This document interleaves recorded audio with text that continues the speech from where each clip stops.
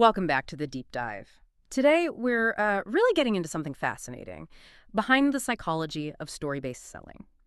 You know, we often think of stories as just, well, entertainment, bedtime tales, movies. But what if they're actually one of the most powerful, and I mean authentic, tools for connection, for building trust, and even, yeah, naturally guiding someone to a solution? That's really our mission today, to unpack the how and the why. Why does narrative work so well on like a deep psychological level? And how can it lead to real engagement, real conversion without any of that pushy selling stuff nobody likes? This is about resonance, not manipulation.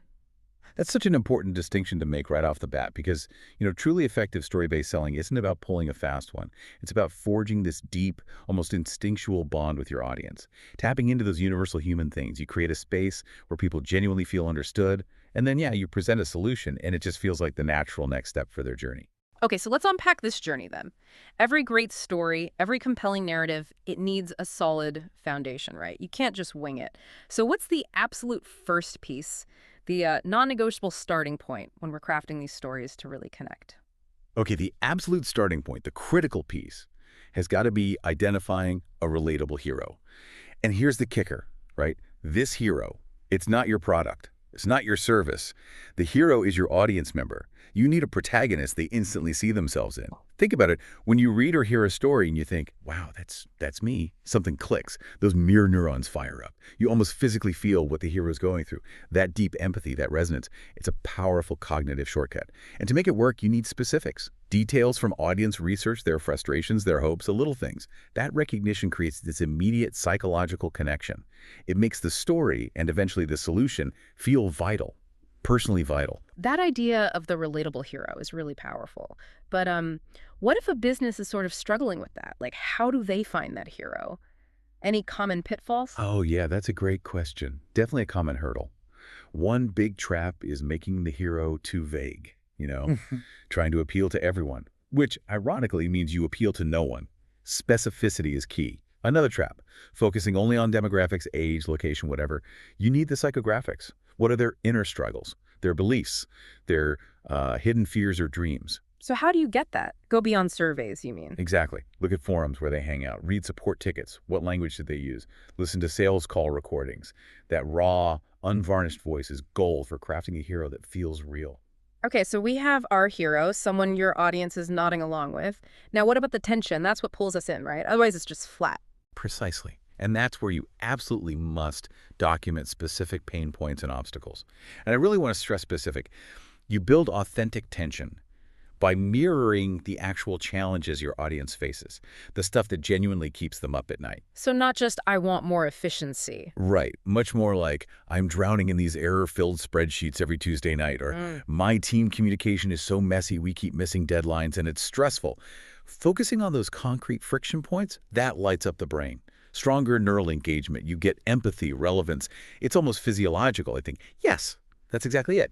And then they lean in. They need to know how the hero solves this familiar problem. Okay, hero, check. Yeah. Specific dragon, check. So the hero slays the dragon. Mm. How do we show that culmination, that victory? And crucially, how do we weave our solution in without it feeling like a clumsy ad or making us the star? Yeah, that's the art of it.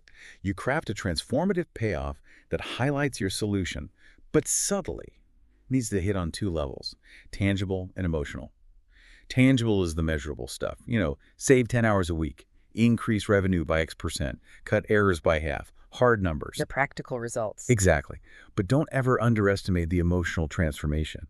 That's often even more powerful. Things like finally feeling confident, achieving peace of mind, getting control back, the relief of seeing a clear path. And the psychological trick, if you want to call it that, is positioning your product or service as the enabler, the tool, the guide. The customer is always the hero. Your offering just helped them on their journey. That resonates way more deeply because it affirms their success. That distinction is so, so important. Okay, we've got the framework, the emotional core, but a good story isn't just blueprints, right? It needs life, texture. How do we make these narratives actually feel alive in someone's head so they're experiencing it, not just passively listening? Now we're getting into the really good stuff. It's all about activating the senses. Showing, not just telling. You have to use concrete sensory details. Language that makes you feel something instantly. Like what? Give me an example. Okay, like, Huh? The sharp sting of disappointment when a project fails. Or maybe the feeling of shoulders finally unclenching after a stressful week, a burden lifted. When you weave in what things look like, sound like, feel like, maybe even smell or taste like, you're basically plugging into more of their brain. It lights up areas associated with actual experience, not just language processing. That strengthens the emotional hit and memory, makes the story stick, creates a vivid mental picture. Right, making it memorable, but keeping someone hooked, especially now with attention spans being what they are, that feels tough. How do you maintain momentum? Stop them scrolling past. That's where a neat psychological tool comes in. Open loops. It's super effective for keeping people engaged. Basically, you pose a question or make a little promise early on, hinted something valuable coming later. Like a cliffhanger almost. Sort of. It leverages something called the Zeigarnik effect. Our brains remember unfinished things better. So you create this little bit of intrigue, this what happens next feeling.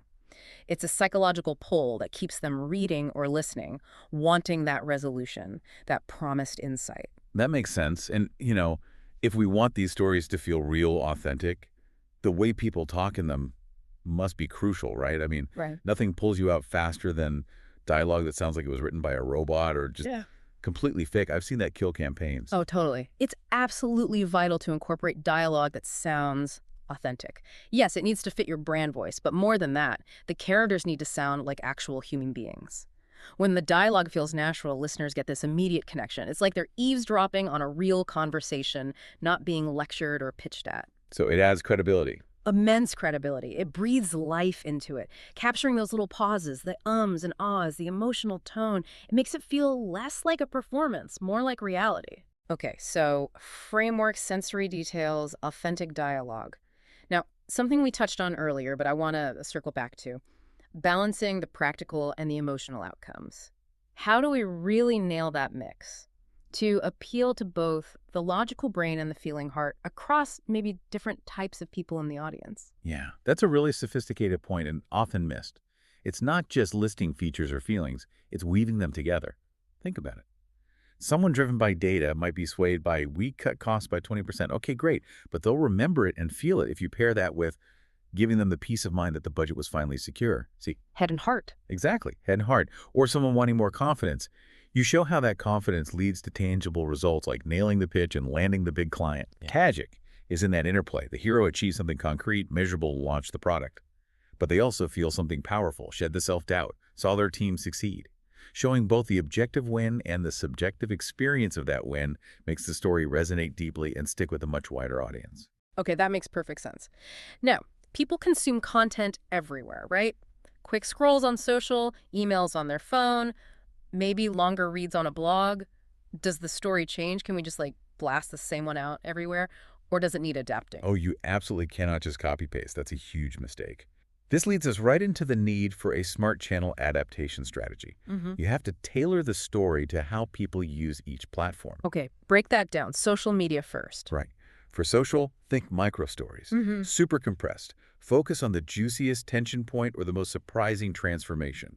Format matters hugely. Short paragraphs, maybe bold text, good visuals. You need to literally stop the scroll. The psychology is about an instant emotional hook. Got it. What about email? For email, you use abbreviated story arcs, still concise, especially for mobile reading, right? Lots of short paragraphs. You might lead with the payoff more strongly, maybe even hint at it in the subject line. But you definitely keep using those open loops to pull them through the message towards a call to action. And blogs or longer articles. That's where you deploy the complete narrative arcs, your full detailed story. Use subheadings so people can scan if they want, but keep the narrative flow strong. And blogs are perfect for weaving in direct, verbatim customer quotes. That adds instant social proof and authenticity right within the story. So yeah, different channel, different length, different psychological approach to grab and hold attention. This is fascinating, but, all this talk of psychological hooks, emotional resonance, it could start to feel a bit manipulative. If you're not careful, how do we make absolutely sure these stories build real trust, long-term trust, and don't end up backfiring? That is the crucial question, and it brings us squarely to ethical implementation. This is non-negotiable for sustainable success. First thing, document real customer stories in a story bank. Don't just make stuff up. Mind your support tickets, do customer interviews, check forums, find the real problems, the real transformations in their own words. Then categorize them by theme, problem, format. This gives you a steady stream of authentic material, no need to invent. Okay, so ground it in reality. What else? Second, and I cannot stress this enough, verify. Everything is truthful, every single element. No exaggerating results, no manufacturing quotes, no cherry-picking data misleadingly. Your audience is smart. They can sniff out fakeness. And if they do? Trust is shattered. And Mm. it's incredibly hard, maybe impossible, to win back. Honesty is the bedrock. Your reputation depends on it. Don't mess with that. And third, circling back to something we discussed, always position your product as the enabler, not the hero. Remember the psychology. The Gotcha. customer achieved the success. Your product was the tool, the guide, the key assist. That builds genuine connection because it respects their agency. They're the protagonist, not just a bit player in your brand story. Right, right. That makes total sense. Okay, so we've done the work. Crafted authentic stories, adapted them, deployed them ethically. How do we know what's actually landing, what's resonating? How do we measure the impact beyond just, sending it out there? Great point. You absolutely have to track story engagement metrics, but go deeper than just vanity metrics like views or clicks. Look at time on page. Are people actually spending time with the story? Look at scroll depth. Are they getting to the end? And comments. Are they just nice posts, or are people sharing their own experiences, asking questions? That shows real connection, cognitive and emotional. So the qualitative side of the comments matters a lot. Hugely. And beyond that, you should actively try to collect qualitative feedback on emotional resonance. Ask people directly. Simple polls, maybe a quick survey after they read a story, or even reach out to engaged readers. Ask things like, did this story connect with you? Did you see yourself in it? What did it make you feel? That direct insight into the emotional impact is gold. It tells you things the numbers alone can't. Okay, this raises a really important question then. How do we use all that feedback, the numbers and the feelings, to get better, to make the next story even stronger? It's got to be Well, iterative, yeah. Oh, absolutely. It's a continuous loop. Learn, refine, repeat. The key is a strategy of testing different story elements systematically. Don't change everything at once. Experiment. Try tweaking the character details in one version. Try a different tension point in another. Describe the transformation slightly differently. Change one variable. Measure the impact. That's how you truly learn what resonates most effectively with your specific audience. And, thinking bigger picture, this all needs integration with your full content strategy. Stories don't exist in a vacuum. They need to align with your brand voice. They should connect naturally with other trust signals, like social proof, but ethically. And it should all fit into a planned content schedule, so you're consistently telling stories, measuring them, improving them. It builds over time. Wow. This has been incredibly insightful, a real deep dive into how stories work on us. What really comes through is that authentic story-based selling. It's not just a tactic, it's tapping into something fundamentally human. It builds trust, real engagement, and leads to those natural conversions because people feel seen, understood, and want to be part of that positive journey. That's exactly it. Spot on. The best narratives, they don't just list benefits. They create this shared experience. The audience sees themselves, their struggles, yes, but also their potential. And your offering becomes this essential, supportive part of their success story. It shifts the whole dynamic. So as you listening reflect on all this, here's something to chew on. Knowing this profound psychological power of a well-told story, how could you maybe revisit a narrative you're already using? How can you truly ensure that your audience is the hero of that journey, not just standing on the sidelines watching your brand take center stage? Are they really the star?